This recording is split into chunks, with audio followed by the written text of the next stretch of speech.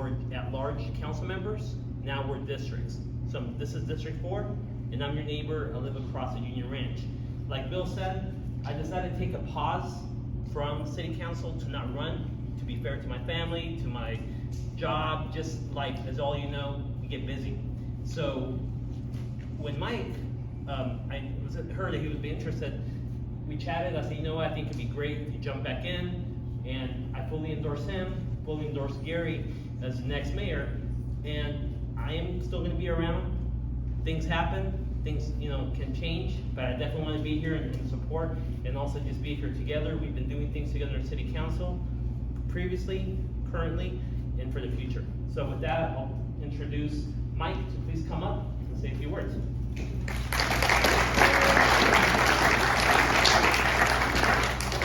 Hello folks, thank you tonight for having me as well. I won't give you a big long dreary background, but I can tell you that I've lived here since 1995. I raised my family, like I've told some of you. I live and breathe in this city.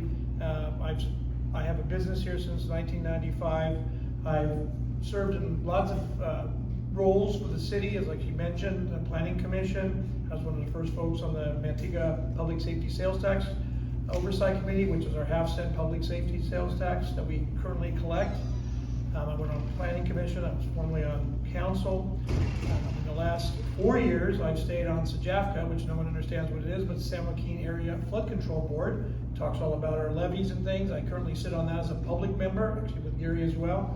And then I'm on LAFCO, which is the Annexation Commission that the county has. So I've kept involved, and when the time has come that now we won the districts, as Jose said, he decided that he wasn't going to run. I thought it was a great opportunity to come back. Had a lot of support. I enjoy the work. I live in this district, folks. I live a few blocks away off Northgate. I would love to represent you and advocate for you. What we're doing tonight is what I envision doing on a regular basis every few months if I was elected to city council. To have something that sponsored by one of the members, which I don't think would be difficult, come as a councilman. Maybe we call it coffee with a councilman, maybe cake with a councilman, or cookies with councilman, or cookies and cake. Well, but anyway, the point is that I'd be willing to come here and talk to you and try to head off some of the issues that we have.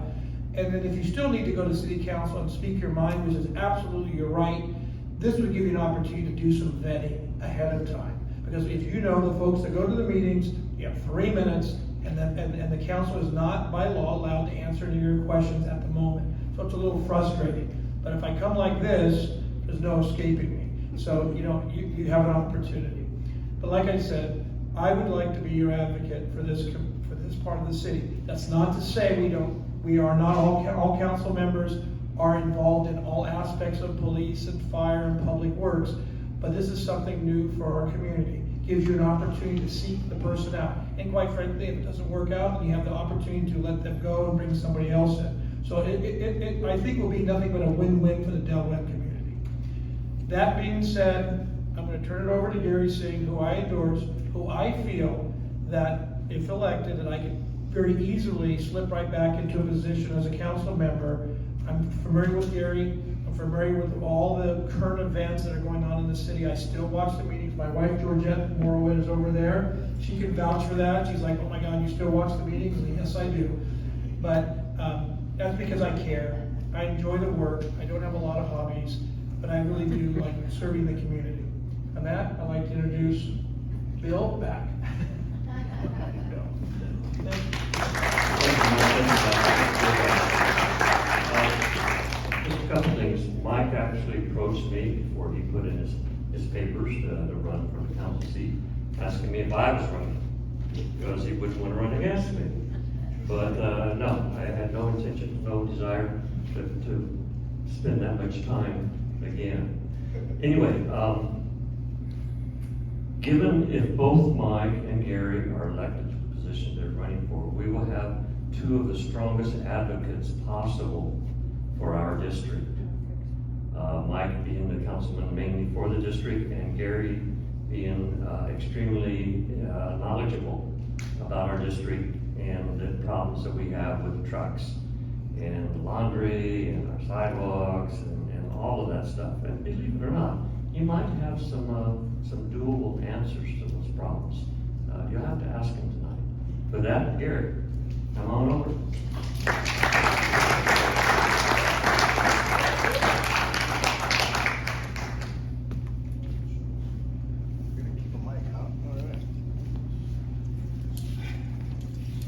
All right, good afternoon, good evening, I think now. I don't even know what time of the day it is anymore because I don't sleep anymore. I'm 24/7 doing this. So first of all, I want to thank Bill and Phyllis who actually helped organize, and there's a lot of people here that made this happen. I'm so grateful to be having this opportunity to talk to all of you here in Webb, and it's been a long road to get to this point, and I would be lying to you if I would say that I don't want it to be over, because I do want it to be over. It's been crazy election season this time around. But so for those of you who may not know, I am Gary Singh, but I'm going to tell you a little bit about myself, how I came to be, how does this guy that's standing in front of you today wanting to be mayor of the city, how that never happened. So I grew up here. I went to Lathrop School as a kid. From there, I went to Sierra High School for high school, and then from there, I went to the University of Pacific and graduated out of there in 2004. I have a degree in business with an emphasis in real estate and law, and then I also, because I'm Indian, so I'm supposed to be a doctor, but unfortunately, I ruined that whole situation. And I also got a biochem degree, but I'm not using that too much right now. So forget about being a doctor, I decided to go become a politician. That's even worse.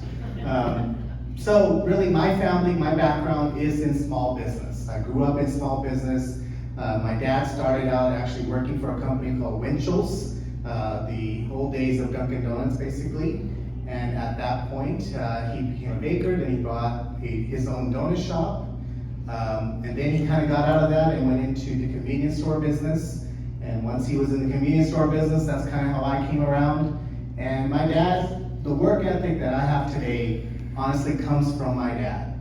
My dad used to work at a convenience store from 8 a.m. to 11 p.m., 7 days a week, every day.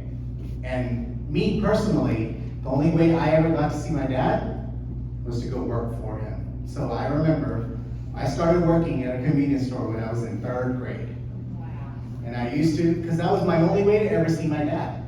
Because I would get off from school, and there's this little kid, if you can imagine, this kid, he's about 3 foot tall, 3.5 foot tall, and he's over there dusting bottles and filling up shelves, and I couldn't reach the top shelf back then. So I used to use a milk crate to stand on that and, push everything forward. And I learned a lot about the convenience store business before I was even old enough to drink anything in the store. So that's where it started for me. The work ethic really came from there. And eventually, after college, I got into real estate, started working in that field. And then really, Jose kind of mentioned it tonight, things were usual, normal, as we always do, and then an opportunity came to be a planning commissioner for the city of Antigua. Then Mayor Willie Weatherford actually appointed me. I was actually the youngest person ever appointed to the planning commission for our city. That's a long time ago now. But at that point, it felt like it was a good thing because I felt like being a business owner, a small business owner my whole life, I could help represent the business owners of our community. But then also being a real estate guy, I understood development, I understood how things were happening. And so I meshed those two together and became part of the planning commission with Jose. And at that point, things were changing slowly because our planning commission was, unfortunately before us, kind of like a rubber stamp. And things were just coming through and nobody was really checking, and it sounded great, and it would go to the council and kind of go through the whole process. Well, I came in and I unfortunately messed it all up and started checking why we're doing this. When we used to get a project, I used to actually go visit the project. It's quite a concept. Actually go visit the place and go look for what's happening here, why is it happening, how is it gonna affect the neighborhood? And I would come back and ask these questions at planning commission. And they're like, well, you're not supposed to be asking questions, you're supposed to just be stamping this and say it's good to go. So that's kind of the work ethic that kept on going with me. And then in 2016, I decided to run for city council. Again, a young kid. A lot of times I went to places and they said, where's your dad? Isn't he one supposed to be running for city council? Because nobody knew that it was this young kid running for city council. So I went through, we worked hard. I met a lot of people here. I remember even back then, I knocked on so many doors with my wife, and we could not, it was a great time to, well, we got both sides, we got the good and the bad, but you know what, it was really rewarding going through that whole process. So city council went through, got elected, ended up with the highest votes at that time at 10,000. I was actually, and still am, the youngest person ever elected to our city council. And even currently today, I am the youngest person on our city council. So I do bring a different perspective. What's the biggest thing for me, you know, as an individual, it's the passion. I have the passion for this community because I grew up here, I raised my family here, and I feel like I'm a perfect blend because I have my parents that represent a different era, and then I have my kids that represent the future. So I have the past and the future right in my household while I sit in the middle and figuring out how we're gonna mesh that. And that's pretty much how this community is also.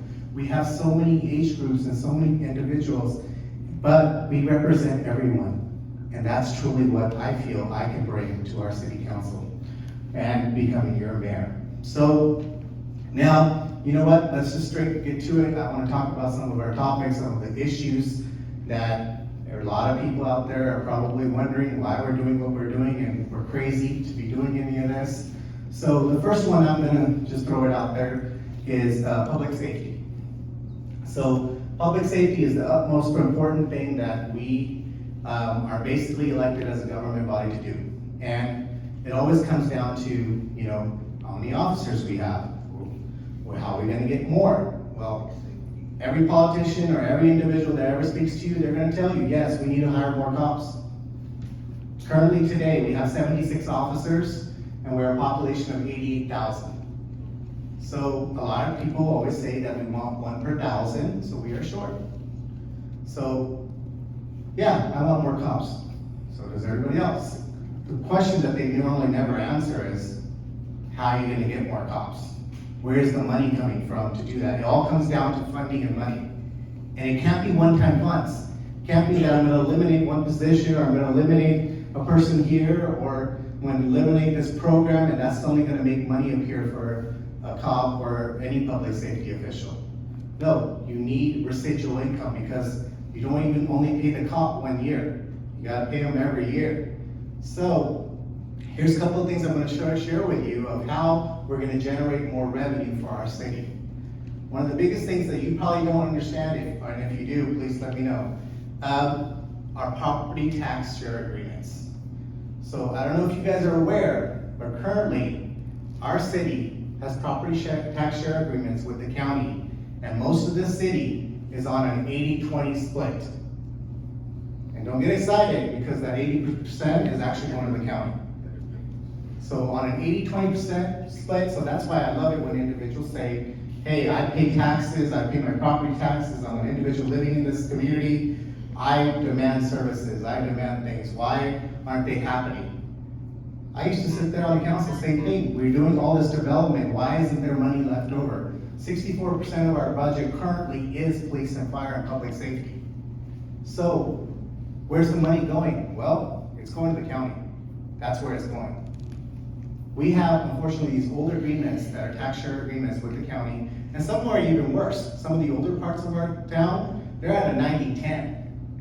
So 90-10, 80-20, that is where your money is going today when you're paying property taxes. And I've worked and I've talked to Mike about this. We're gonna work our butts off, and we're gonna make sure and fight this county to change that 80-20 rule. And it's gonna go away, one way or another. Stanislaus County currently is on a 50-50 split. I wanna know what the county is giving us for our 80%. Because we have our own police, our own fire, all of our own solid waste. Everything is done by this city. So where's that money going, and why is it bringing back to our city? So that'll be our first drive, that we're gonna go out there and figure out how to make that money appear. And If it doesn't work the right way, I'm ready to go legal on them. And at this point, and we also need to hold our supervisors accountable for this. So that'll be one way to generate funds.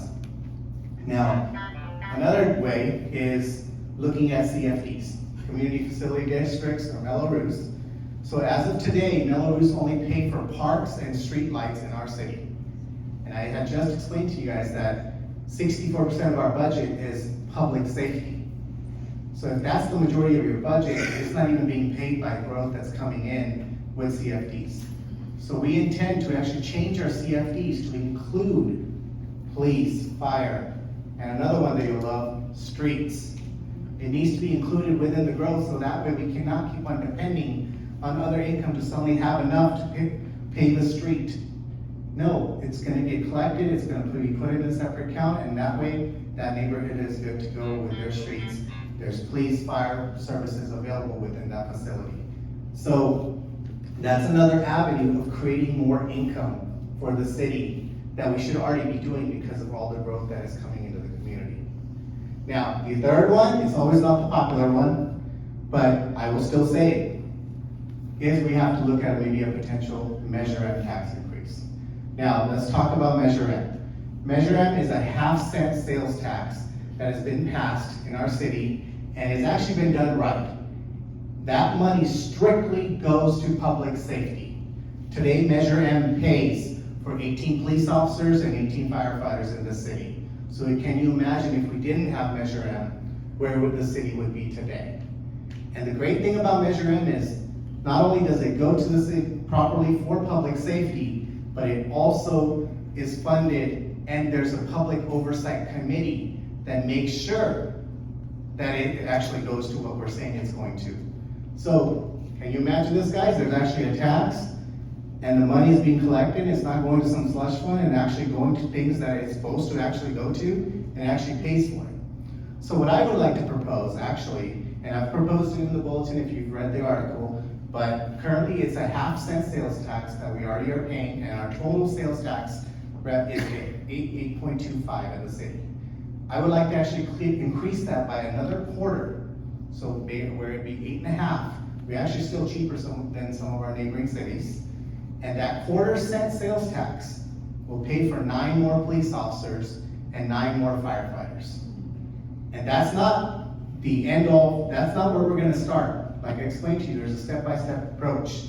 And we're looking at that maybe in 2 years. Within those 2 years, I want to be very transparent with this community and everybody else to look at where our finances are, what are we looking at, to make sure you understand where our revenues come from, where our expenses are going, and what do we really have left over. Now, one thing I also had proposed as part of that Measure M sales tax increase is also to put a sunset on it, a 20-year sunset. The 20-year sunset, the reason I picked that 20-year method is that when we brought Great Wolf into our community, we had done a 20-year sales tax agreement, sharing our TOT tax share agreement with them. So in 20 years, when that agreement expires, the sales tax, the Measure M increase will also expire that way because we already have another funding source to supplement that towards public safety. So those are 3 options of how we actually truly can increase public safety instead of just saying, I'm gonna hire more cops. So the next thing I wanna get to, so that takes care of the public safety aspect, is looking at our growth and looking at our infrastructure. You know what, one of the biggest issues that I've seen that we've done is we've unfortunately grown just residential, and we cannot be one-sided. As a city, we cannot be sustainable if we continue to grow only with property tax. I just told you the county takes the majority of your property tax. So we cannot keep on relying on just growth coming, because eventually we're gonna either run out of land or there's gonna be a recession and something's gonna happen and we're relying too much on residential growth. So my biggest goal is to moving forward is to actually maybe slow down some of that residential growth, but also hold them accountable, make sure our infrastructure is in place, you know, our streets and sewers and sidewalks. One of my biggest pet peeve with growth is when individuals come in and they want to grow and they will bring in their project, and it's kind of, say they're doing their project right here, and next door to them is a country home, and over here is another country home, and what you end up with is, they keep on thinking that they're doing their growth in a silo. And so they do their improvements right in front of their house, so you end up with this sidewalk, and dirt again. These incomplete streets are ridiculous. From now on, development needs to come in, and you know what? You're responsible for the whole street, not just you, because when the development comes in, it doesn't just affect that development, that area, it affects the traffic flows and the street repairs and issues throughout the whole area and the region, so we need to make sure they're held accountable for that growth. And so that's another aspect of when residential is coming in, we're making sure we're making them pay for those developments. Now the shift my goal is to shift towards commercial. We need to go towards commercial. We cannot continue with residential growth. Commercial is how we're gonna be sustainable on the long run in this city. We need sales tax revenue. And that sales tax revenue, and here's the other thing, what's the use of building all this housing and moving all these individuals into our community if we're not capturing their income and they're spending their money outside of the city and going to other cities and eating out there, restaurants, shopping, whatever it is, and not doing it right here in Manteca? We're not just here to house you and come to sleep right here. We need you to actually spend your money right here, so that way you actually we're completing the circle. So that will be my goal, to work with my fellow council members and work with economic development and work on actually bringing true growth in commercial aspects to our community that way. And one of the ways we can do that is not just always doing these tax share agreements or splits. What I've seen, being a real estate guy also, is that a lot of the commercial growth, they're not necessarily concerned about the money and how much they're gonna make this way or that way or what the city can give them. The biggest thing that they care about is time to market. How quickly, if I come to your city, are you gonna get me through your planning department, all your processes, and get me to build out and eventually open my doors? That's what they're concerned more than anything else. And that's my goal, is to work with our planning department and look, we need to put realistic timeframes down to see how we're gonna go from A to B and get this business in here where they wanna be in here. So that's another aspect that kind of shows you how we can create more residual income and growth in our city in that aspect, and still slow down some of the residential growth, because we do need to make sure all of our infrastructure is intact before we keep on doing that. Now, I'm gonna talk about probably the big elephant in the room, and everybody's been talking about this, and why are we doing this, and what happened, and that is homelessness.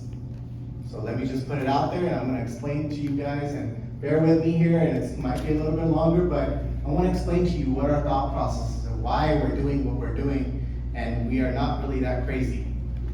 So a long time before I was elected or even on the council, actually, the city of Manteca tried to enforce the anti-camping ordinance and tried to move individuals off our streets, and unfortunately, that didn't work out too well, because the city of Manteca got sued. And at that time, what came out of that lawsuit, so they ended up getting some high-powered lawyers from San Francisco that the homeless people can afford, and they were able to sue the city. And what came out of that was a conclusion that as human beings, as everybody, we have the right to sleep. So everybody has the right to sleep as one of our rights as being human beings. And being homeless is not a crime. So you can't punish a homeless person because they don't have a house or a shelter that they can't sleep.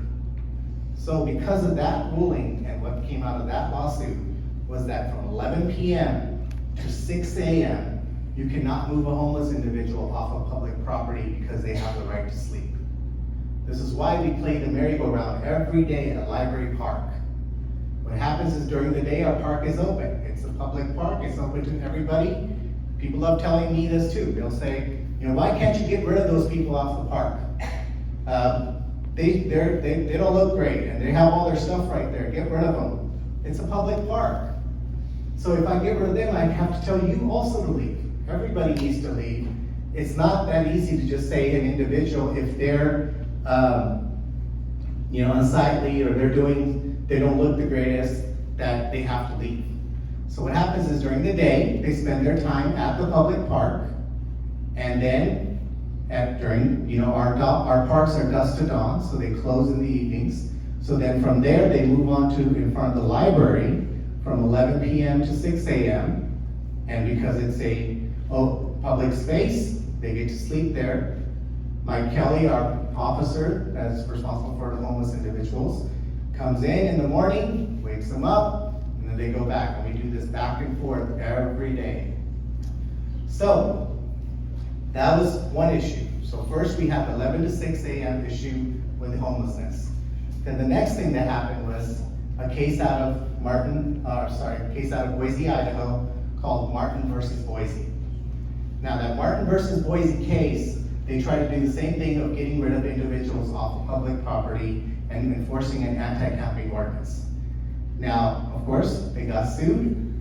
That case went all the way to the Supreme Court, and they actually upheld the decision on that case, which is for this whole western side of our United States. So what that case says is this: if, as an individual, if a jurisdiction does not have a bed available or a place for someone to go, you cannot move an individual off of public property. So I cannot enforce an anti-camping ordinance unless I have a place or a shelter or bed for someone to go to in my jurisdiction. Now, a lot of individuals will say this. They'll say, well, today, you have a tent. There's a tent on the industrial area, so why can't you just move them now? There's a tent there, they can stay there. The tent is not a permanent facility. It can be moved, it can be changed. We just had an individual, the company that used to run it, they left, and it had closed down. So can you imagine if we changed the anti-camping ordinance and suddenly the tent is not open, we would be all sued all over again. And if you remember before COVID, what happened is the tent is not allowed as a permanent structure there. So we used to do this 3 months in, and we take it down again. They would come up as a warming center or a cooling center. The only reason that tent's been able to stay now is because of COVID. Because the governor passed a shelter code due to COVID, because we're in a shelter crisis. That's why we've been able to keep that tent open this whole time. So if that goes away, the tent's gonna go away. So we can't use the tent to enforce our anti-camping rules. So understanding that, now you have that 11 to 6, I can't move them. During the day, I can't move them off public property because I don't have a shelter or a bed available in our community. And that's when we started working on it. It's been going on for a while. This is probably about 5 years in now that we've been looking at a facility, a navigation center in our city. And we've looked at several places throughout the city. We've also gone to other navigation centers as a council and visited and looked at different programs in Southern California and all the regions around us to make sure we actually know what we're trying to do and take the best out of each one of these areas. Now, there's probably also this misconception of what is a navigation center. First of all, it's not a regional navigation center. It's for Manteca first. You know, the idea that was taken that it's regionally available, here's the first thing. You have to understand that was the thing. People would say, hey, if you build this facility, all these individuals are gonna come to our community and we're gonna be full of homeless people in Manteca. But here's the difference of what we did. We worked with our whole county, and every major city in San Joaquin County, Tracy, Lodi, Stockton, and Manteca is building one. Currently, we have a homeless population of 165 individuals, and 90% of them are connected to Manteca or have some kind of connection back to our city. Individuals don't want to leave their city and go to a next city if they have, because they want to feel safe in the community that they grew up in or have connected to. Today, yeah, we try to offer individuals service, say, hey, there's something to go to Stockton. They don't want to go to Stockton. So that's the issue. So because we work with the county, now if every city has their own facility, why would an individual that's homeless leave whatever they have resources available within their community and go to the next city over? So the idea that if you build it, more will come, that is not true. So here's the other thing, navigation center. So today individuals hang out in public places, in centers, and you have churches and you have all these different organizations that go out there and feed them, give them clothes, give them different things, but it's really not coordinated because they're everywhere scattered around the city. And what happens is you have one church that comes in, they give them food, and then, 2 hours later, another one comes and they give them more stuff, and another one comes and they bring them more clothes, and the homeless individual may only have a shopping cart, and guess what happens with all the stuff that they can't carry or don't want or are full? It ends up as trash in our parks, in our public places. So what this navigation center actually allows us to do is create a centralized location for all your nonprofits, all the churches, everybody to bring all their resources under one roof. So it's a coordinated effort. It also allows mental health, drug rehabilitation, all the social services to come under one roof. It will be a facility. One of our biggest issues today, yes, there is services available in our city for homeless individuals, but the problem always is that most of those services are for women or women with children. The biggest issue that is out on our streets is single male. And there's not too many facilities or anything available in our city today for single male. And those are the individuals you all want to be gone. Honestly, and that's what we're trying to do. So we would have a facility within this where it would be for single male, single females, and families. And we would also take pets with kennels, because that's also another issue. A lot of homeless individuals don't want to come because they have to get rid of their pet. So this advice allows you to bring all the services under one roof. It brings a way to do job placement. It's navigation means you're actually navigating individuals through their life and trying to bring them back into reality where now they are self-dependent and not relying just on government. So that's the goal, is that an individual comes in, goes through a program, and there's rules and regulations set and parameters. It's not open season once they're inside the facility. They have to meet certain criteria to continue to stay. Now, if we have a navigation center, then there's the other side. Because we have a navigation center in place and we have beds available, now we can enforce the anti-camping ordinance that we couldn't do today. So now an individual cop can go up to a homeless individual and say, you have three choices. You can either go to the shelter, the navigation center, you could leave, or you're gonna get cited and arrested. And I can't give those options today legally. As much as everybody wants us to bust them out of here and move them out of here, they are still human beings, and it's not illegal to be homeless. And then it's also gonna help us separate those individuals that are truly homeless and that want the services and the help and get them in, and then the criminal aspect that stays on our street, now police department come in and do their job. And this is why I'm actually the only candidate endorsed by our police department and our fire department and our district attorney, because they believe that this is a route. Now, I'm not saying this is the end all and be all and it's gonna fix homelessness, because if anybody knows that answer, please let me know, because I haven't found anybody that does. But it is another step in that direction of trying to actually do something. If you are happy with the way it is today, we can continue doing nothing. But it's not okay. We have to do something, and what we're doing today is not working. So that's what a navigation center is. The facility that we're looking, the space, the location, I'll also discuss that. That's been out there a lot and people have been discussing it. There's an 8-acre parcel. The front side of it is on Main Street. The back side of it is on Carnegie Court. Okay? The idea is we're gonna put a wall in the middle of it.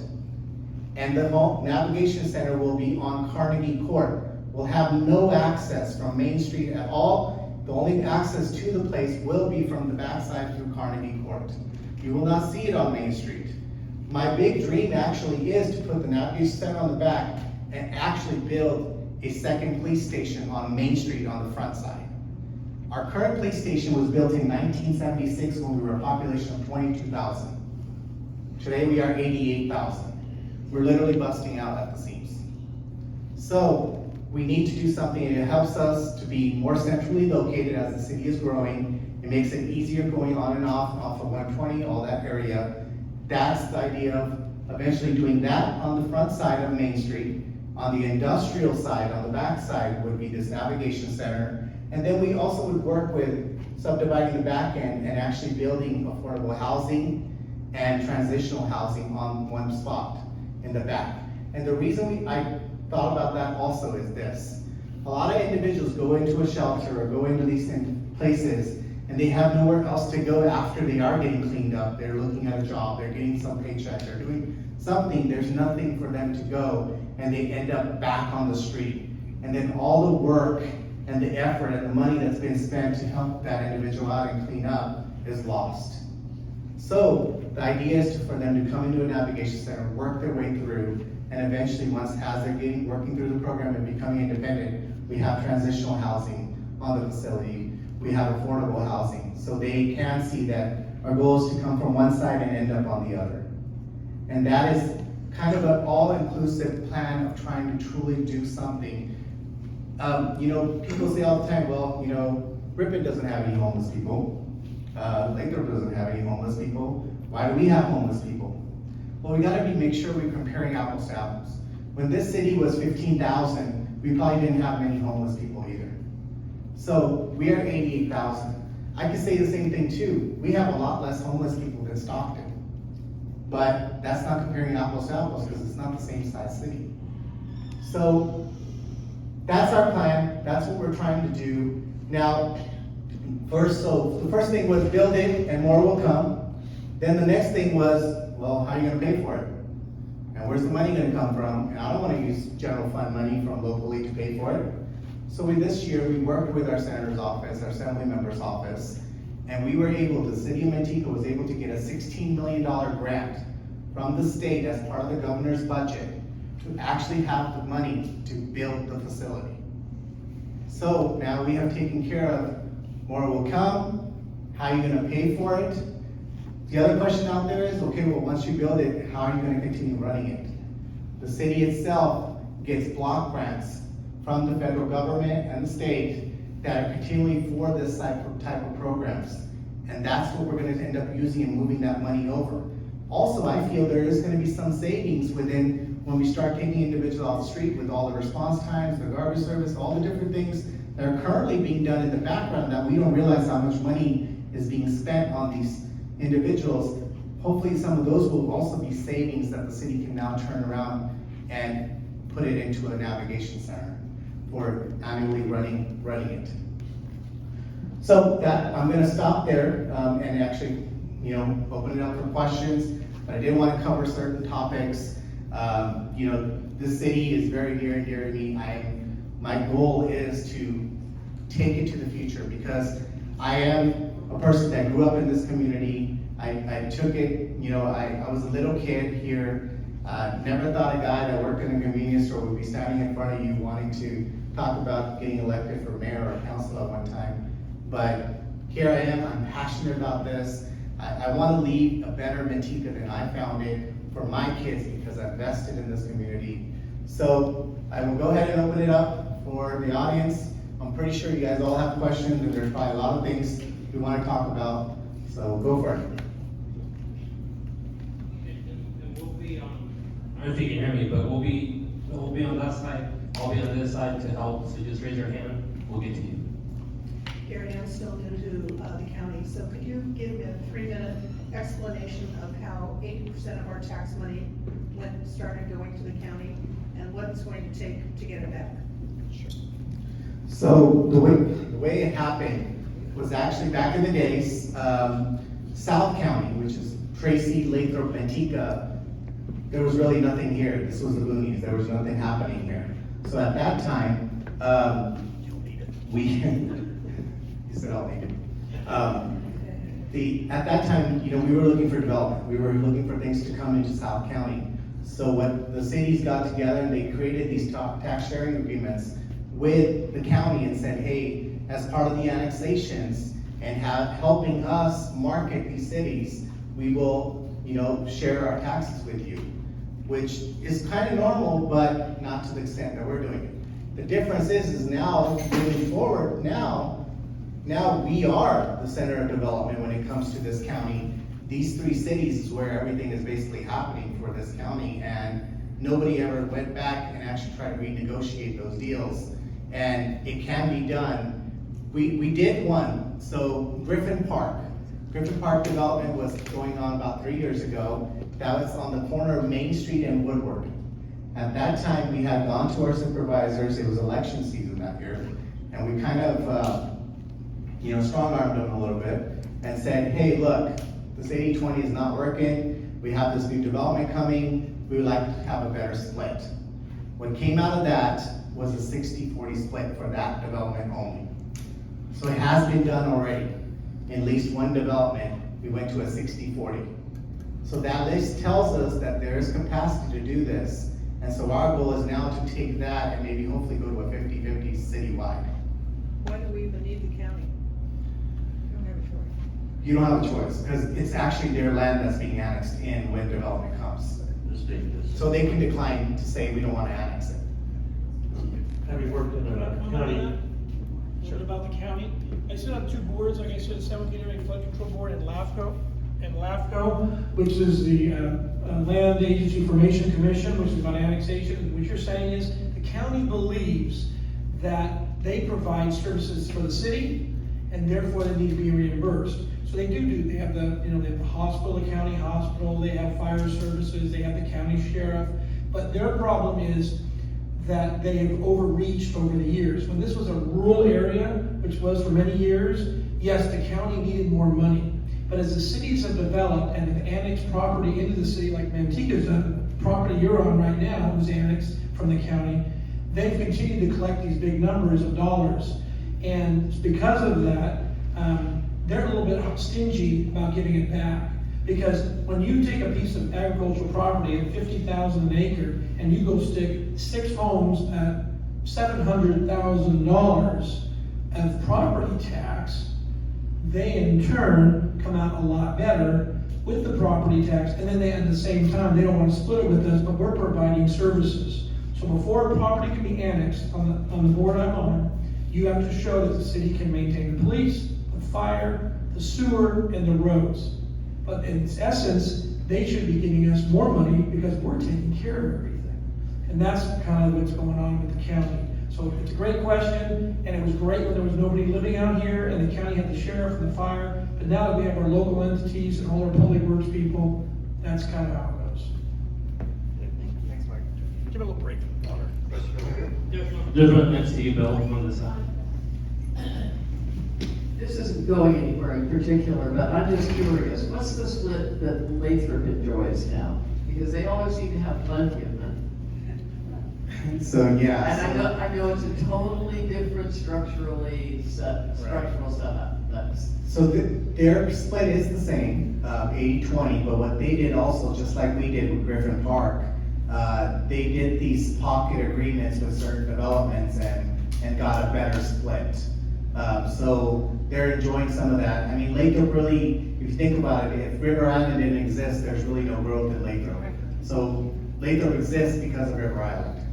And that's basically why they're today existing, and the reasons that they have a new police department, because River Island paid for it. And they built it for them.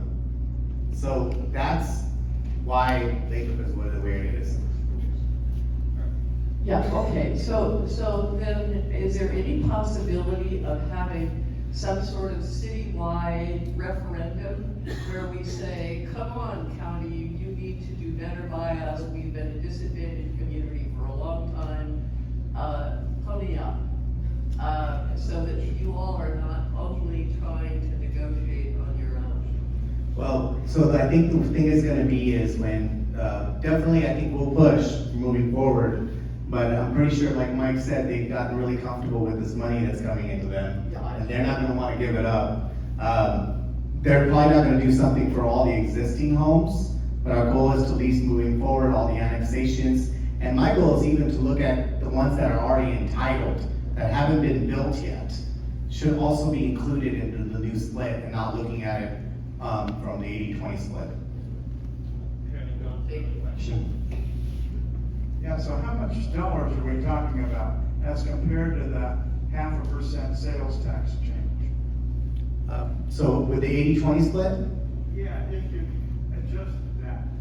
so the quarter cent, it's different because you gotta understand the 80-20 split is for future development that comes in, so it's not necessarily guaranteed.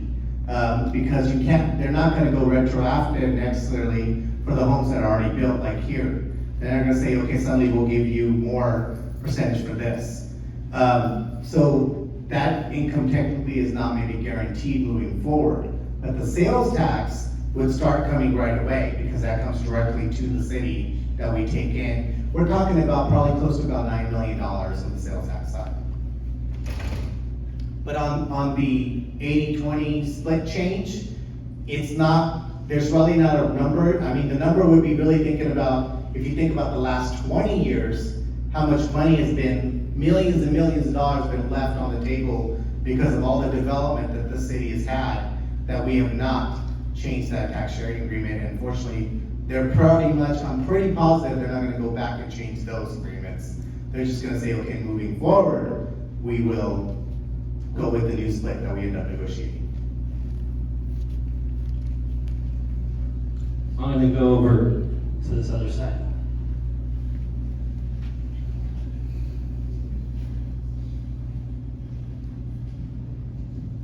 This has to do with homeless. It's a multi-pronged question. First, the tent facility, temporary tent facility out in industrial. How many accommodations do they have there? Do they have cots or beds? And if so, how many? And if they're available, even though it's temporary, if there's a bed available, and Mike Kelly were to confront a homeless person in a public place, does he have the authority to say, we have a bed available for you tonight in this temporary facility? Does he have the authority to do that? So he has the authority to tell somebody, first of all, our tent currently right now has no beds available, okay? So that's what's happening today. But if we had beds, which we did, Mike Kelly, yes, can go out there and say there's beds available. But he cannot tell them by enforcing our anti-camping ordinance, saying that you have to go. That's the difference because it's a temporary facility. It's not a permanent bed facility. And we don't have 165 beds there either. You have to And that's the other thing. You have to have one bed for every homeless person in the population. Yeah, I get that, Bill. According to the latest official count in January, it was 129, correct? 165. I thought it was 129 is what I heard, in January this year. Okay, so the distinguishment is, if it's a temporary facility, you can't forcing them off of the street, correct? Yeah, we can't change. Today, we don't have an anti-camping ordinance. So we actually can't create our anti-camping ordinance until we have a permanent facility. Okay, and now the permanent facility, I've heard several numbers. 250 beds. I think maybe you've mentioned that, possibly, I don't know. Cantu says it's not gonna be that many, it's gonna be 200 or under 200. What size is that facility gonna be, considering, you say it's, the count is now 165? Like I said, the number I saw, of course, this was in the bulletin, they said in January, it was 129, the official count. I don't know how you get an official count anyway, but in any event, what size are you looking at to build this thing? Okay. So as far as the city council is concerned, remember, it's not just up to me. There's 5 individuals on the city council. City council officially has not given a number yet. So this 250 number that's been thrown out or everything, there's no official number. Yes, one of my opponents may have said that number, but there is no official count from the actual council that is done. But going back to the rule that we should at least have one bed available for our homeless individual, it'll probably be in that 150 range. It will, but I don't ever see it going to that 250 bed.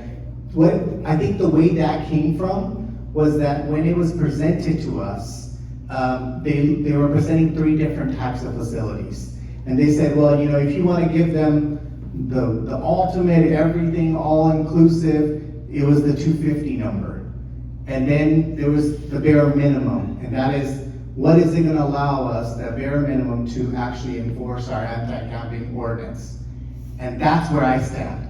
I'm not here to provide beds for everybody in this county or anywhere else. I'm just trying to see what is the bare minimum that I need to do to enforce the anti-camping ordinance.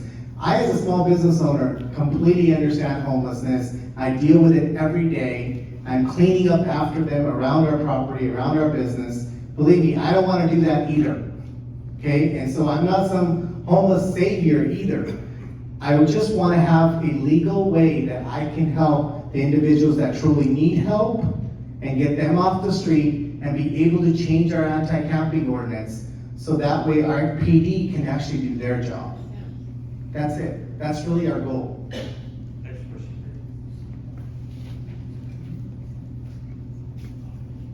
My question is more dealing with the city itself, the growth. And we talked about commercial development, residential development. And basically, like the Great Wolf is supposed to be made the city of destination, right, et cetera. I'm just wondering, on the commercial side, I see nothing but 7-Elevens and gas stations.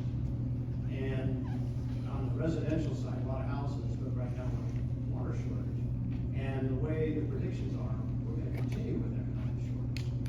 So what kind of residential areas are we gonna develop with the water shortage? And what kind of commercial development are we gonna do besides 7-Elevens and gas stations? And I'd like to see the city become a destination, like go downtown and make it a place to go where, you know, I hate to keep using Livermore and Pleasanton, like you've probably heard 1,000 times. So I just wonder where you stand on that progress and how we're gonna do this. All right, that's a loaded question now. So where do I start? How long do I have? You covered a lot of things there.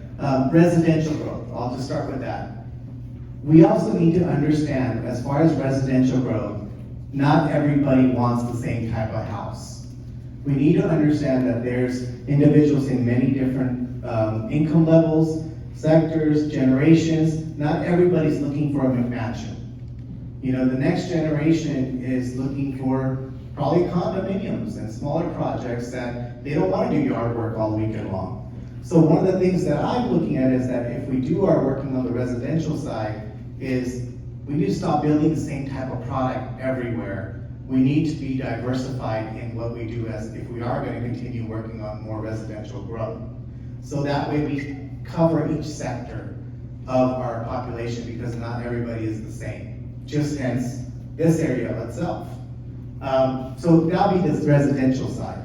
The commercial side, yeah, I agree with you. I don't want 7-Eleven on every corner. But here's kind of where our hands are tied a little bit. Our hands are tied because if a property is zoned commercial and it's properly zoned, it's allowed use, we as a city can't tell you, no, you can't build that there if it meets all of the criterias.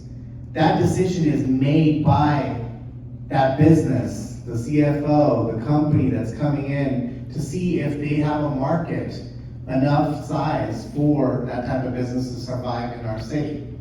So that's one of the issues. One of the ways we can work on some of those situations is looking at it towards from a traffic mitigation point of view and figuring out how we can, hey, make it harder for them to want to come in here. But outright, we can't just say no. We will get sued on that aspect if it's an allowable use. Now, the way I look at it also is I want to, you brought up Great Wolf. Great Wolf was a great deal for this city. Currently, it brings in 500,000 visitors a year for this city, and most of them are tourists that are out of the city, and they're paying transit occupancy tax to the city that's gonna benefit the residents of this city. They also pay sales tax and food and everything that they buy inside, and it also covers our Measure M tax and everything else. So it's bringing funding, it's bringing individuals into our city. My plan was, and we're actually working on it as a council, is to continue making that whole area where we have Great Wolf, we have Big League Dreams, we will have Lomo Brewery coming soon, right next to it. That whole area is called the Family Entertainment Zone, or FEZ. And we need to keep on continuing working towards bringing more of those family activities, commercial growth, restaurants, things for people to and attract. I mean, I'm almost kind of getting a visual of like a downtown Disney vibe in that area. The reason that hasn't happened yet is because of something that just broke ground a few weeks ago, and that's McKinley. If you look at Great Wolf today, it actually faces west towards Highway 5, because McKinley was supposed to be and is the main entrance and exit for Great Wolf, not Airport. And the reason all those other things haven't come yet is because Airport can't handle all that traffic.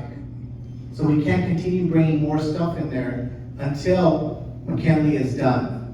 And it was actually supposed to be done before Great Wolf opened. But this is how government works. And unfortunately, we found what delayed us was we had some issues with property acquisitions, but also the other issue was, we found some little critters around the McKinley interchange, and unfortunately that cost the city some money. We had to actually pick up dirt and move it away from here, so we're protecting this protected species of salamanders and frogs, and on a tune of $2 million. And that's what delayed your McKinley interchange. It would have been done probably 3 years ago. So that once now, but the good news is it broke ground finally. And so in 1 year, it will be done. And if you look, Daniels is done, so that goes all the way through. McKinley is gonna be another great thing for our city because it's gonna allow individuals to get off of 120 earlier.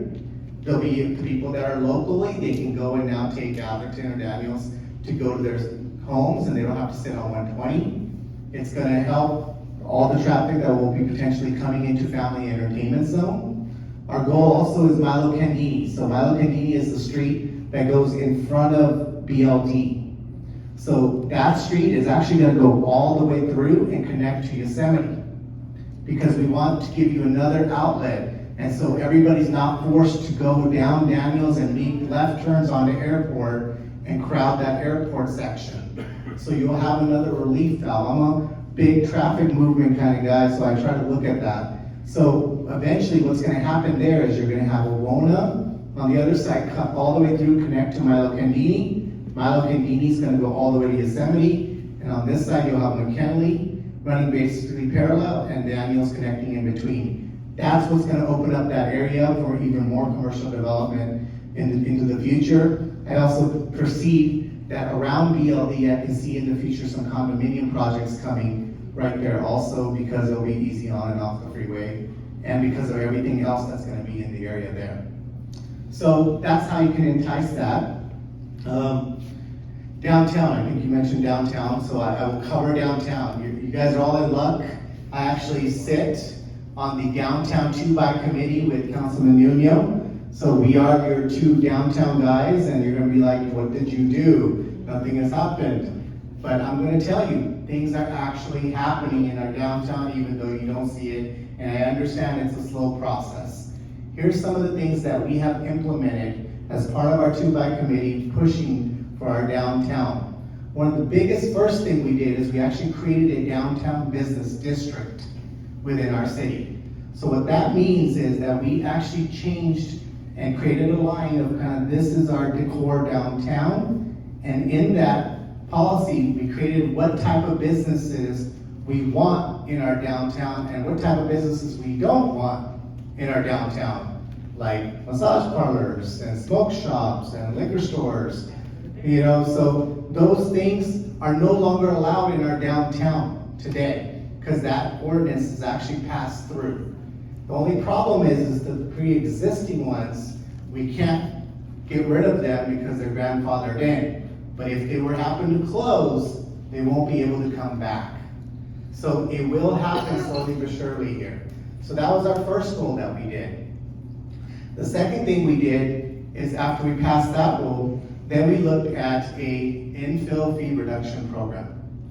So what that is looking at any infill projects within our downtown area, they will have lower fees to come in and actually develop projects. And now because of that, you've seen there's certain things coming into our city. Let me back up for a second. The other major thing that we did was pass the boarded and vacant ordinance. I don't know if you guys have heard about this yet, but the boarded and vacant ordinance in our downtown says that if your building is boarded up, vacant, in disrepair, you're either going to put it for sale, put it for lease, or pull a permit to start fixing it. I'm tired of looking at them like that. It's not gonna stay like this anymore. That ordinance has already been paying its way, because if you look in our downtown, buildings are actually going up for sale, because what happens is if you don't do those things, we're gonna start fining you $1,000 a day. And that's what has started some of the things that you're seeing in our downtown. There's a new restaurant that is coming, there's the old billiards place that was vacant for 16 years or longer than that, and it's actually sold now. People are actually pulling permits to clean up stuff. We just got the rice and roll, and we're also about to get a comedy club that was part of our infill fee reduction program to come into downtown. We've done as together, we've worked on also Market on Maple. That was another aspect of trying to bring things and events to do in our downtown. Now, if you add all those things that we're doing within our downtown, then also have a navigation center so we can move certain individuals out of our downtown, that's when you're gonna start seeing the changes even faster happening. But it is happening today already, as much as it doesn't look like it. And a lot of people keep on telling me how much our downtown is not that great. But if you really start going and looking, you're starting to see little changes. It's coming, the investments are coming. We just need to help individuals wanting to invest in our infrastructure, and especially in our older infrastructure. And also landlords that unfortunately are probably, don't have any motivations anymore, and they either need to, get motivated, which we did with the ordinance, or they need to sell and get somebody else in there that will make it go forward. Councilmember Singh, one more thing about downtown, to keep traffic flowing. Want to talk about what we did there? The traffic? Yes, sorry.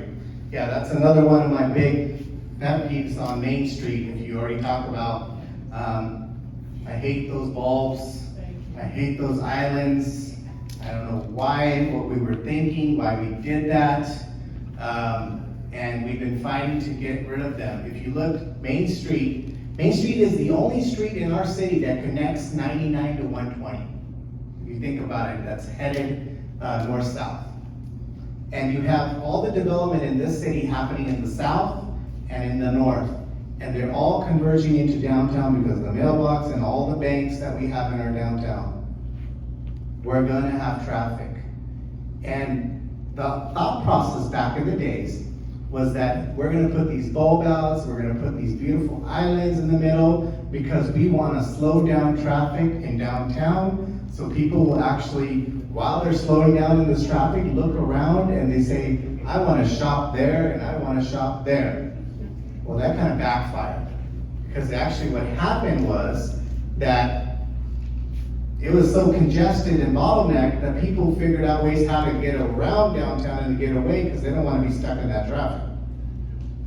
So what we've done already is one of my favorite islands, which was the one in front of Wells Fargo. We've already moved that.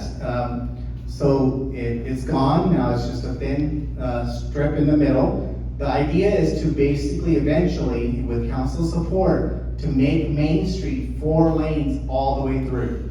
And the gap that's missing is between Alameda and Yosemite. So that's our missing gap. At the south of that and north of the other side is already 4 lanes. Is to bring it 4 lanes so we can use Main Street to move traffic.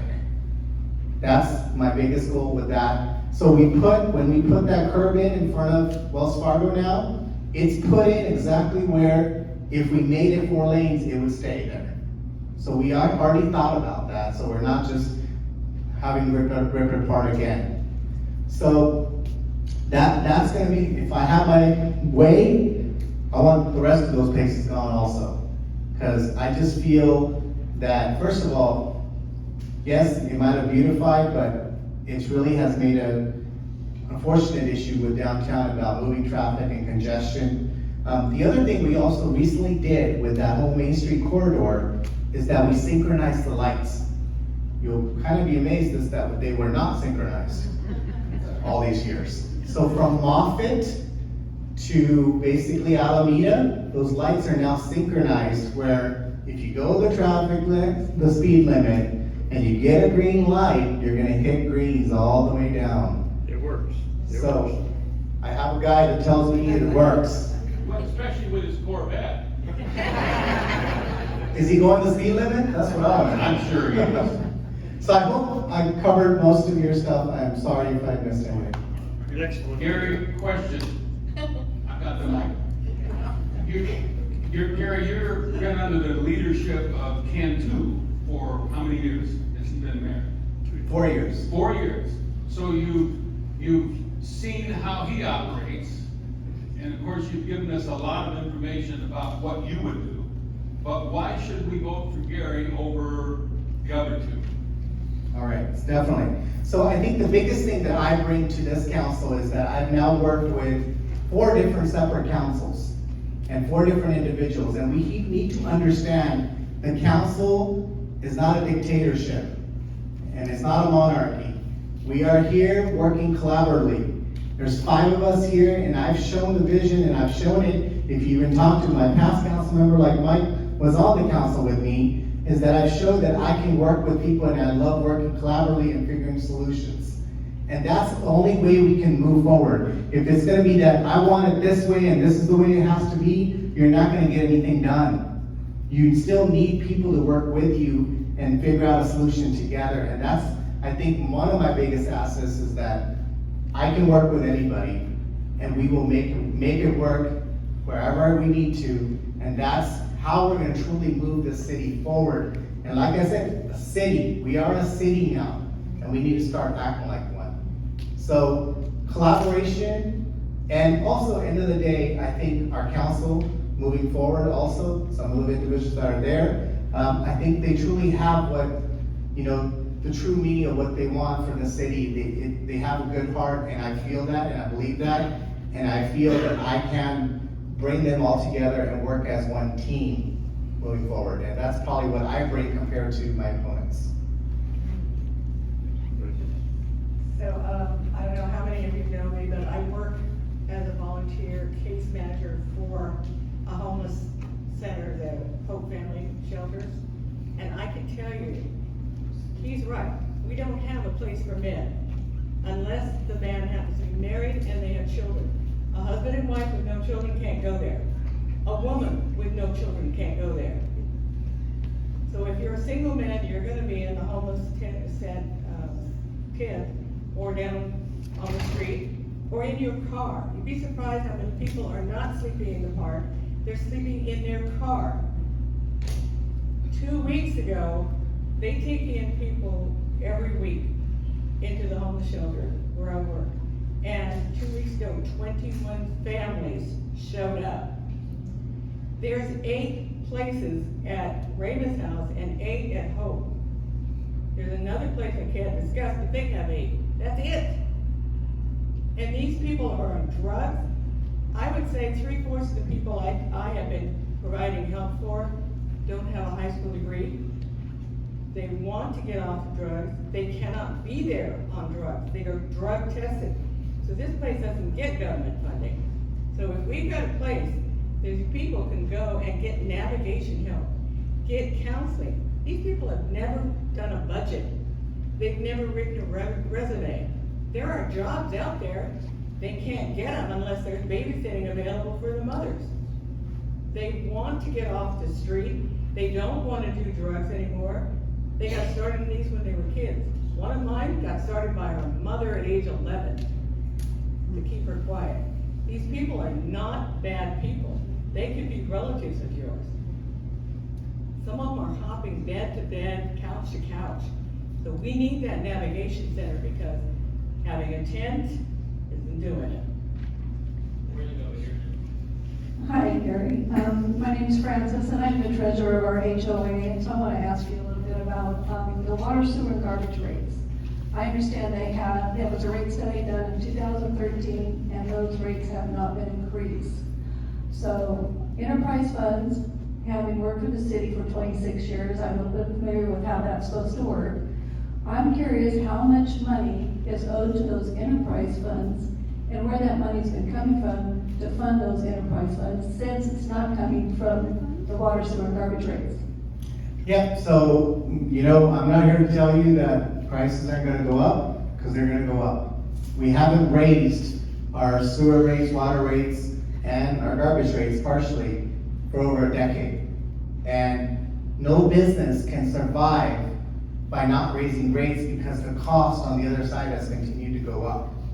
So rates are gonna go up. We're in the midst of a full rate study on the solid waste side. There was actually a council earlier on where solid waste was supposed to go up a certain amount, and under pressure, they didn't go up as much they should have. And that's what's caused. Today, our enterprise fund for solid waste is negative. It's a negative $3 million. What about water and sewer? Water and sewer is doing okay.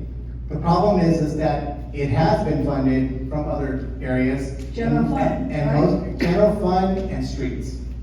So that's why our sidewalks aren't repaired, and that's why we don't have money to hire police officers, because we're funding water, sewer, and garbage.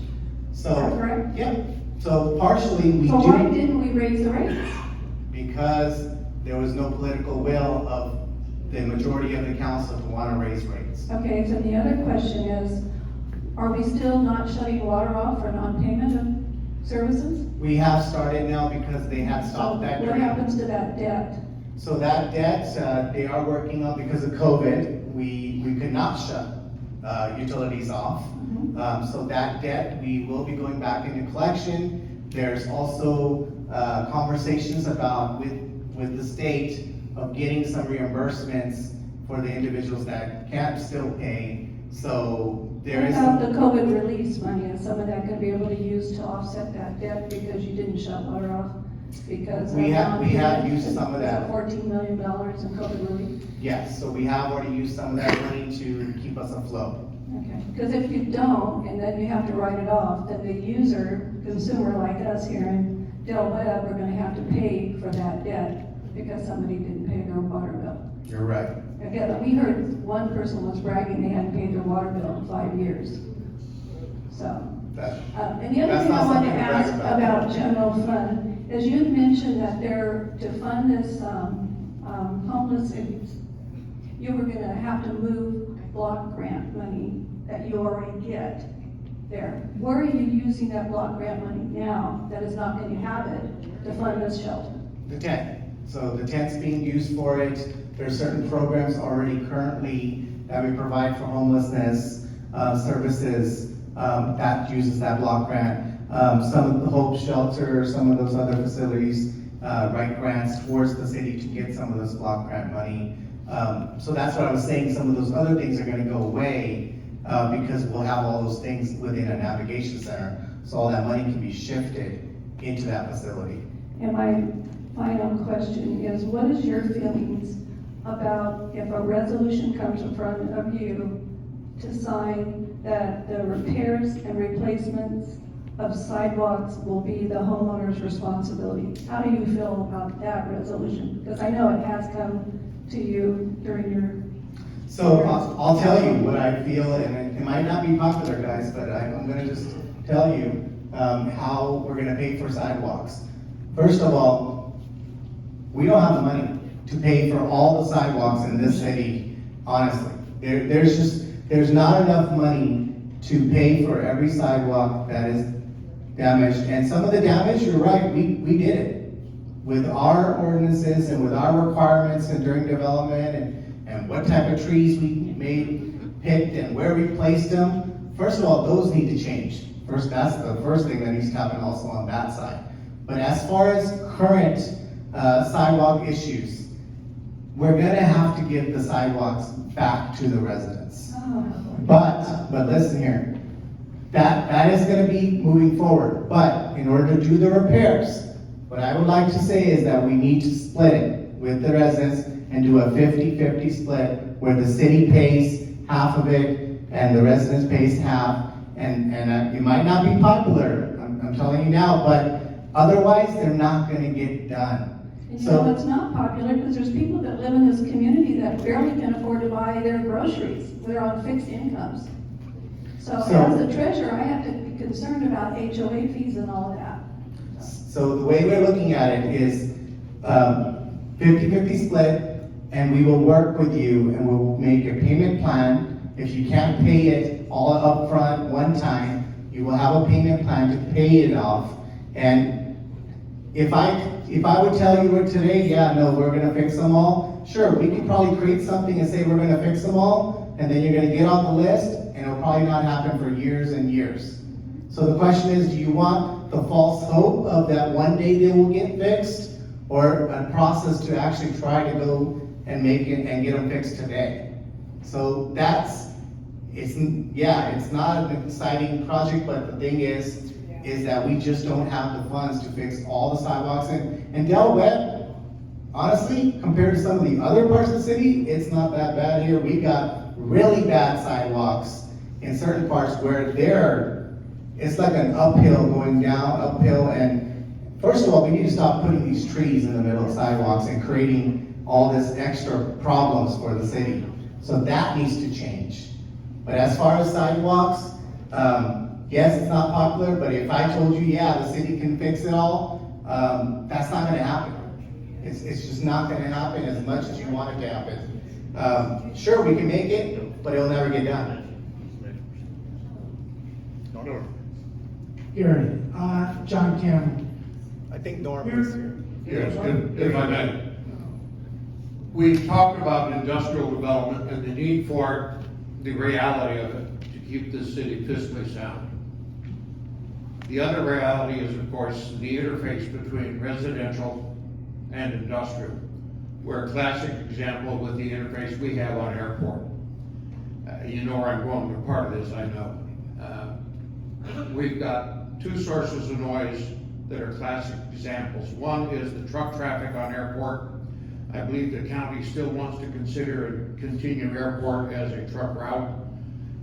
We have hoped that we could push that traffic from Roth Road over to Intermodal Way and south then to Lathrop. And not all of us internally here agree, I know, but then from Lathrop to, was it McKinley, and south to the 120, so there's a jog along Lathrop. I don't know the reality, and the question I have is there a reality that we may make a connection between Intermodal and Lathrop? Allow that jog then to move the truck traffic over to McKinley and south to the 120. That's first part of this. And beyond truck traffic, the reality of the industries themselves that are permitted. The example we face right now on airport, directly across the street from our homes, many of them, is a laundry facility that was permitted back and started back in 14.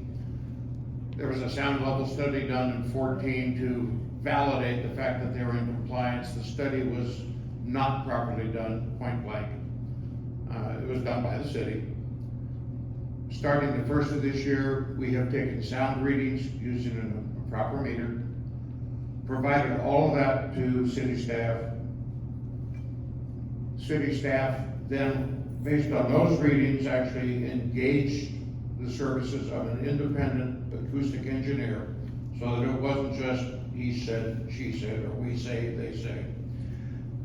And that facility is indeed found to be not in compliance pretty much across the board at night when our folks are trying to sleep.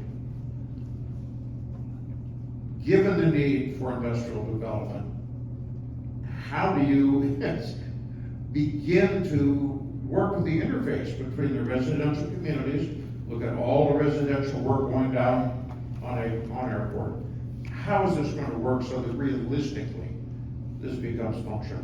Sure. And if I may, after that, there's something I would like to say in addition, on the issue of the, treatment center, for homeless, based on past experience. Okay, so let me tackle, truck facility, and then, so if I had it my way back when, we should have decided one way or the other, either we're gonna make Center Point happen or Del Webb. And we shouldn't have had it right next to each other. But, that's already done, so I can't have that anymore. So moving forward, as you guys know, I've always been an advocate of this, and I've worked with many of you to continually push for intermodal to be completed.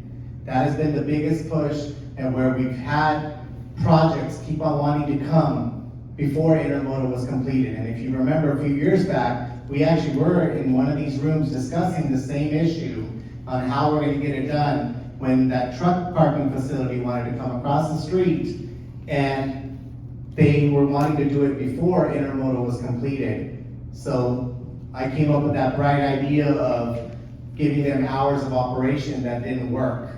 And so that's why they could never get it to build, because those hours of operations doesn't work for truck parking facility. So the good thing now is intermodal is completed as far as heading north towards Roth Road. One of the things is that as far as planning within the city, we are working towards to stop truck traffic on airport. That's our goal. So we're not wanting to bring truck traffic down airport and down to Lathrop Road. We're gonna, after we finish our general plan update, we're gonna be working on a truck route study. And pretty much the goal of that is, when it comes to this side of town, is that we're gonna push everything north. So if you wanna go towards Highway 5, it's gonna go down Roth Road to Highway 5. If you wanna go to Highway 99, you're gonna go down to French Camp Road and take it towards Highway 99, and that's where the push is gonna be. So that's already going through the process. We've already looked at some of the projects that are coming on that side to make sure, may it be we put physical barriers in the place where it makes it really hard for someone to make a left or right turn onto airport towards Lathrop Road. May it be a header on top so a truck couldn't come through.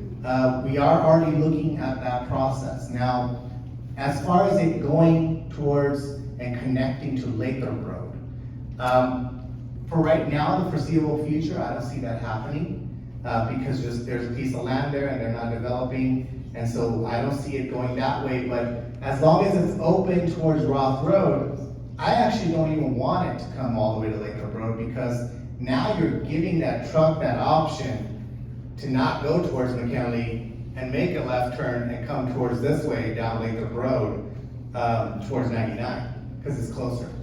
So, actually, I don't think it should be. And one of the other things we're doing also is the property that's to the south of Lathrop Road, in between, basically behind the school district, that whole area, we're actually looking at rezoning that property away from industrial and towards business parks and VIPs and much of a calmer use instead of the heavy industrial use.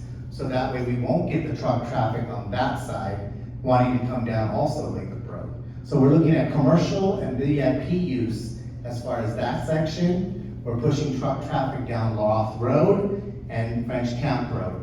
And then we're trying to put measures in place in between. Now I'll talk about Crothville next. I'll mention them by name. So yes, a sound study was done and they failed, and we are well aware of that. We started making contact with their management. They were receptive at first, and then once they figured out that we were onto them, they haven't been very receptive. So then we moved that on to our code enforcement, and now we are in the process of actually giving them citations and going that route, because they're not responding back to our phone calls, our engagement. So you know what?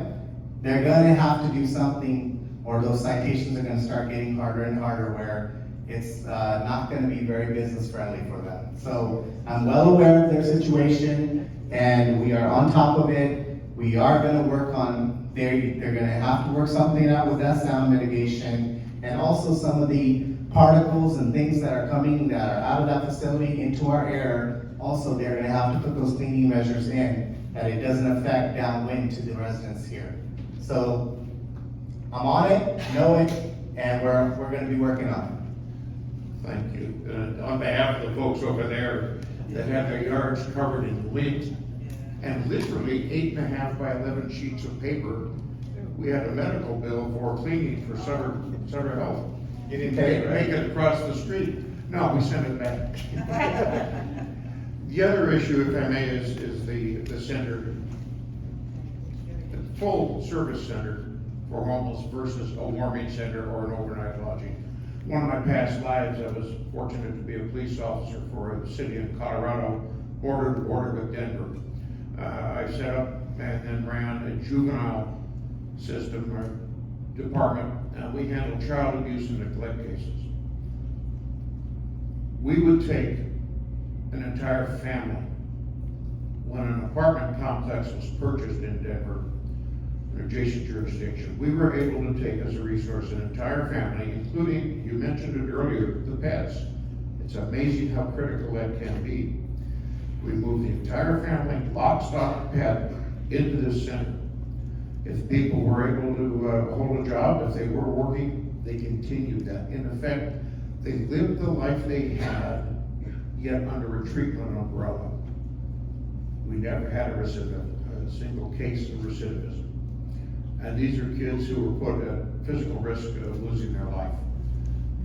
The intervention that can be dealt with when you have proper resources readily available and motivated candidates is amazing and encouraging. You're correct, and you know, the other side of it that we fail to understand sometimes, we always see the people that are out on the streets, but how many individuals in this community currently that are on the verge of being homeless, or they're a paycheck away, or there's just something, if it doesn't go right, they will be on the streets. And how many of our kids currently that go to MUSD that are homeless, that are in the background that we don't notice?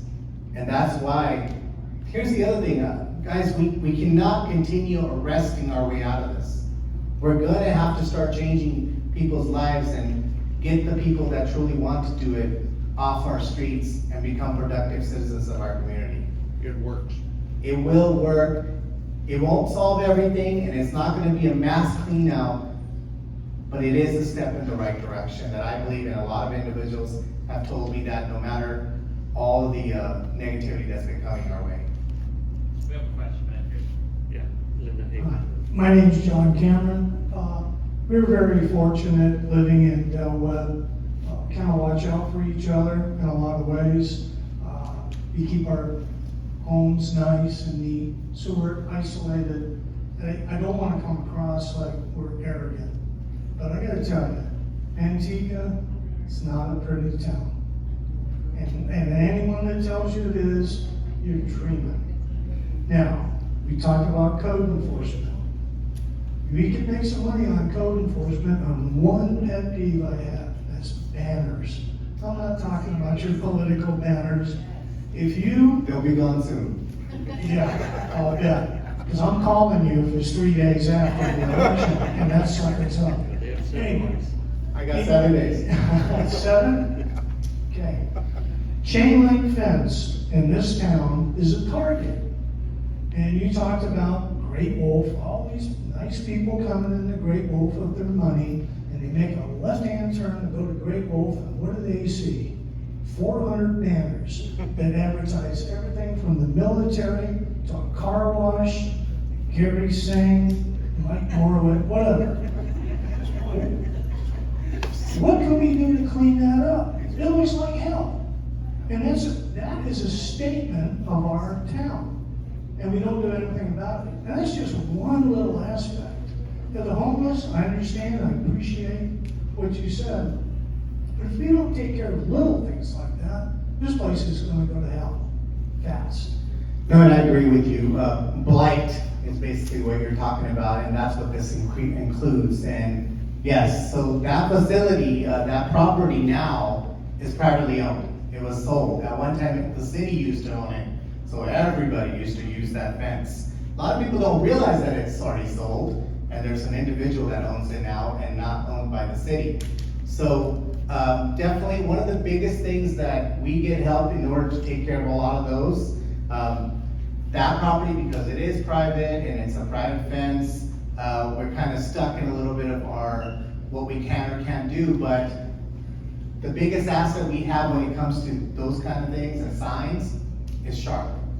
So our sharps, which is our seniors, that are part of our police department, seniors helping our police department. Our sharp division is actually the ones that go around removing all those yard signs that are on every pole and all around our town, and also, so the banners, definitely, I think that's something that we could probably tackle.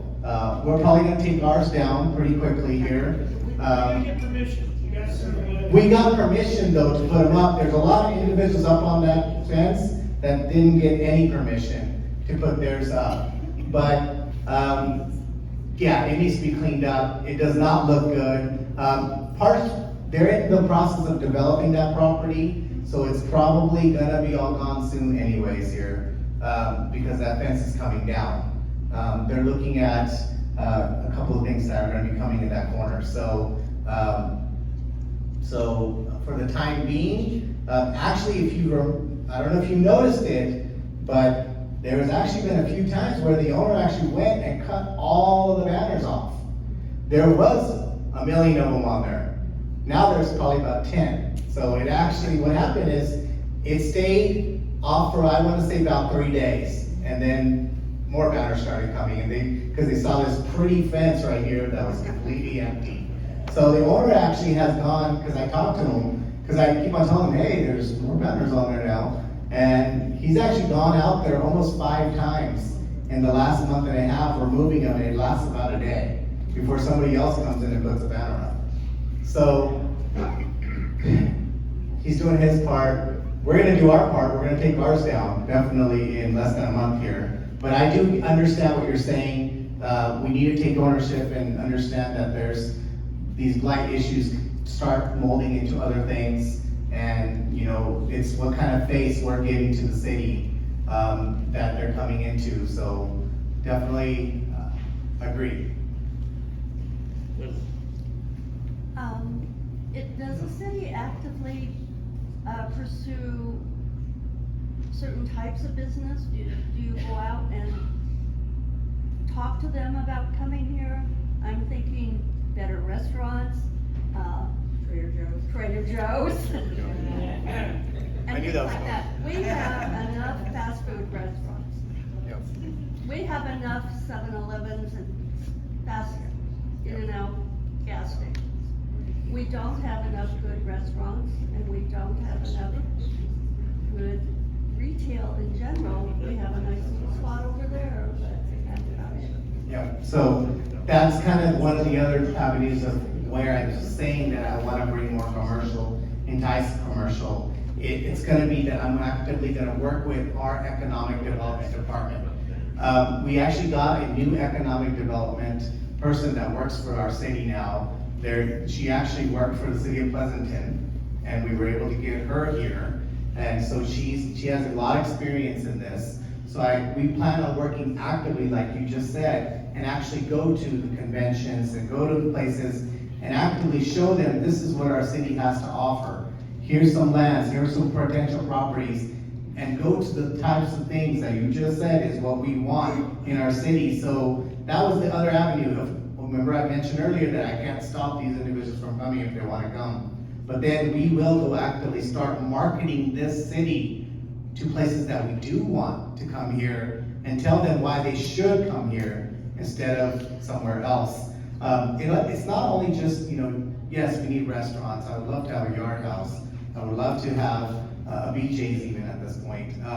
But something that's bringing something different than just a McDonald's, a Taco Bell, and the normal fast food places.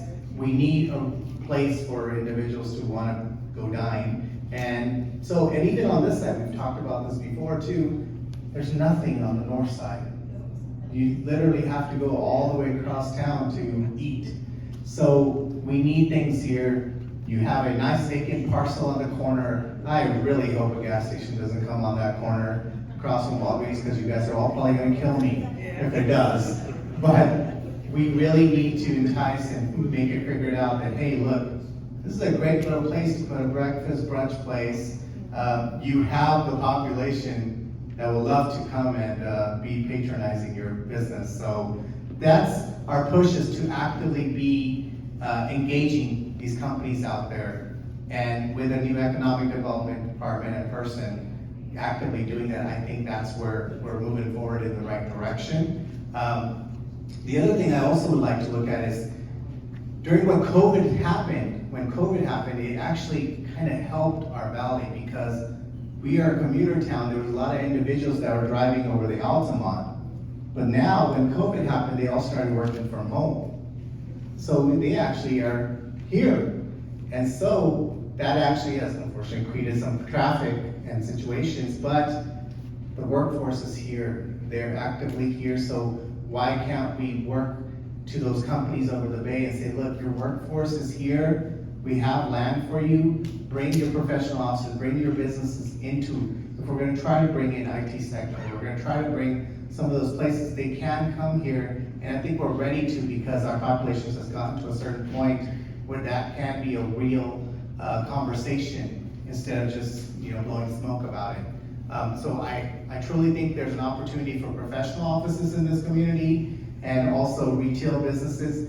Retail completely, the normal retail that we remember is going away because of online shopping and everything. People are not building the big giant, if you look at the malls around the country and everything, they're not staying in business. Retail is shrinking and their type of businesses are shrinking. So we have to understand that shift with the economy. But there's definitely opportunities. I'm gonna talk about this because I'm pretty sure somebody's gonna ask about it, is the promenades. Bass Pro Shop. Why haven't we done anything? It's empty, what's going on? Don't you guys see it's empty, sitting around forever?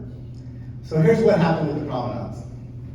First of all, we have to understand, this is where Bass Pro Shopping Center is, the movie theater, that whole area.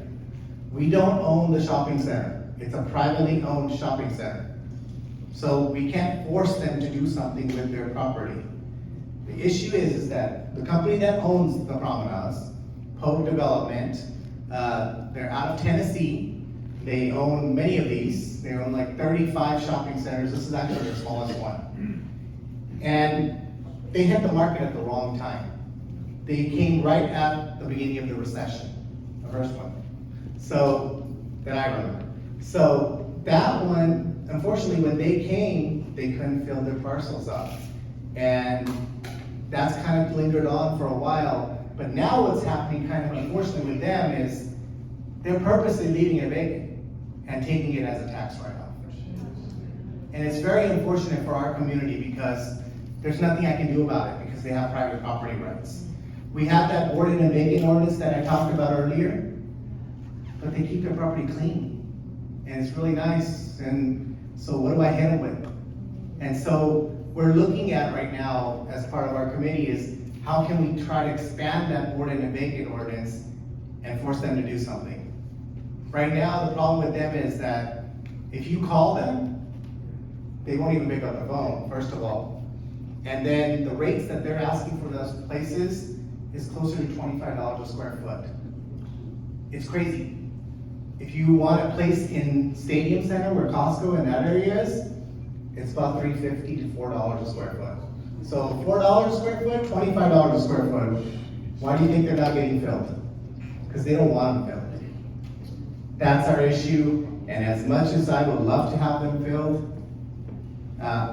our hands are tied currently. But I also know going forward, if we get into some kind of commercial development, I would like to put stipulations in place for future development that comes in for commercial, saying that if you have vacancies, you have a time limit to fill them. So that's initially put into their development agreements. And that's something that unfortunately was way before my time on this one, but could have, should have been done. But we have lived and learned, and I'm hoping they come to their senses one day. or they sell it to somebody local that will actually wanna, make that, it's a great center, a great place. It has so much potential, but we're stuck. Two more questions. We're already getting late. And Susan here has the first one. Is this on? Yeah, I guess. So for Susan has a obvious paper over reasons, what's that? Susan has the whole paper. Oh, I brought, you needed reminding. So for obvious reasons, I'm gonna go back to the sidewalks. So we gave you about 1,066 signatures a while back. I'm wondering what's gone on with the petition. We've never had any response that I know of. And I'm still not clear who is responsible. You said that there's something coming up, that there may be a split, but as of today, who's responsible? I know that, anyway, down the street from us, somebody paid like $1,400 to redo the front sidewalks because somebody liked me tripped out there. So where do we really stand today? So currently, the sidewalks are the cities, throughout the city, and so it is the city's problem. In Del Webb, I'm not quite sure completely on whose responsibility is when it gets to the landscape, because I think you are responsible for maintenance, but the city actually owns that area in the front, correct me if I'm wrong. You're wrong. Am I wrong? Yeah. No different than any other place in the city. So the city owns it all? There's no, Wait. the property is owned by the homeowner. There's a 10-foot easement from the curb back, a public utility easement. So the sidewalk is part of that. There is no city ordinance assigning responsibility to the homeowner. Right, so that's the issue is right now, it's the city's problem. But the problem is, the city doesn't have the money to fix it. Well, somebody has been grinding around here lately. The HOA. Oh, is it the HOA? HOA.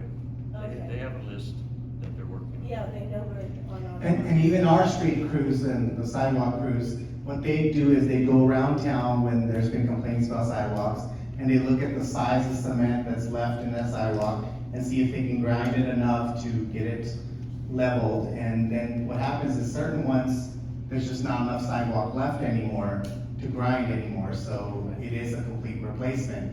What I'm talking about is moving forward, we just need to go to a complete replacement and stop trying to put these measures in of grinding it or building those nice hills with asphalt and then working our way down. It just looks ugly and it's not safe on the long run because asphalt doesn't, blacktop doesn't connect to cement that well. So. But before we even get to that point, we've got to have something done about the trees, because it's the tree roots gonna raise it all up again, even if it's replaced. Yes, and so that's why, remember when I talked about it earlier, that we do need to change our ordinance when it comes to trees, the types of trees and placements of trees. It's the types of trees, because street trees actually make a city and a neighborhood. Without those street trees, it's hot and ugly. Yeah, no, I understand. Brings life to a But neighborhood. the type of tree is the problem because the roots are not deep.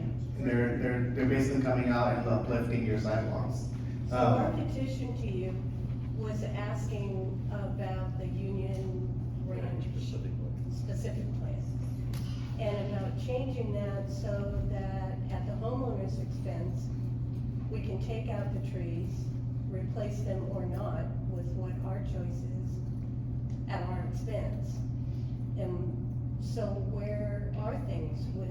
Yeah, so that plan, the reason we haven't brought it back yet is that we're actually working it in two folds and not just doing something just specifically here. We want to pass on something that's citywide, and we want to bring it, there's two folds. There's one is looking at the sidewalk issue, and the other is also the tree issue. Right. And so it is gonna come forward, they're just working on it right now to have more of a comprehensive plan between both things, because they basically are independent on each other, instead of just finding something just for this area. But it will be coming soon here. And the general plan then would be changed so that we're not under this replacing Correct, with you'll the same be, trees. that it will be everybody under the else- compliance of whatever ordinance that we end up superseding. Okay, thank you. And Gary has been walking the community the past few days, so he has seen the condition of our sidewalks directly. Yes, I have. We had, the last question back here was there a hand? But, I just, you mentioned, across from CVS development, on the, is that northwest corner, our corner here, is that gonna be I understand, that's gonna be a 7-Eleven gas station? No, the southeast, Or south, well, south. that's the car place, parks, and 7-Eleven. Circle K. Or Circle K. No, the ones across. from- Convenience store slash, car auto park. Northwest Corner Planning Commission has approved a 7-Eleven with a store, a gas station, restaurant, and possibly a laundromat. That hasn't come to us as a council. Yes. No. Yes, Yes, it was already done by planning commission, that part.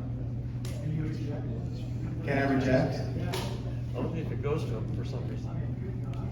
There's a question there. Is there a plan to bring a grocery store like Wilco to Manteca? We are actually in Could you repeat negotiations. the question? I couldn't. So he said, is there a plan to bring like a Winco or something to Manteca?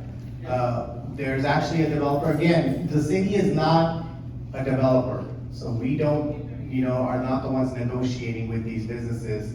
It's developers that own properties that we can help facilitate that conversation, but they're the ones that negotiate what they're gonna offer, what they're gonna do to, what rent schedule and things like that.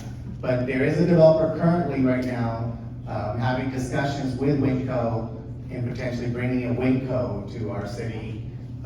It'll probably be along the 120 corridor. So, Hey folks, which one of these is on? I don't know, this one's dying. I want to thank Gary and Mike and Jose all for coming here. They're both our current and hopefully our future representatives. There's still time, and Clubhouse is open for another hour if you want to have some one-on-one conversation with any of these three. There's still lots of cake left back here and drinks down here. I'll have to find a home for that stuff if you don't eat it and drink it. So with that, Yeah. thank you, Gary. Yep, thank you everyone for tonight. And like I said, I'll stay around if you want to have other questions or concerns, please. And then if you would like to support us, we have some yard signs sitting around this room. You can take one with you, even though you don't like banners, these are yard signs. And if you take one, you can discard it too, in the recyclable. I do have a question about banners as has to do with the political signs. Are they allowed, do we have city ordinance that allows them on the public right of way? Because there are several of your competitor mayoral candidates who have signs on the public right of way on both Main Street and Airport Road. I control myself.